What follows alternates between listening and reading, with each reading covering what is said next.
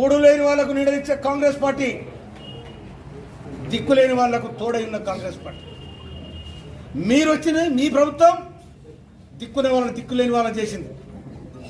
అందుకోసమనే మిమ్మల్ని ఓడగొట్టిన ప్రజలు. ఇంకా మేము రాజ్యానికి వస్తామని రేవంత్ రెడ్డి గారిని, రాష్ట్ర ప్రభుత్వాన్ని దించుతాం. ఎవరో దించేది? దమ్మునుడు ఎవరమ్మా? అందుకోసమని లగచర్ల కాడ ఎవడైతే దాడి చేసిండో తప్పకుండా దాని ప్రతిఫలం ఉండదు. ఇవాళ ఒక కంపెనీ పెట్టాలంటే తప్పకుండా భూసేకరణ జరుగుతుంది.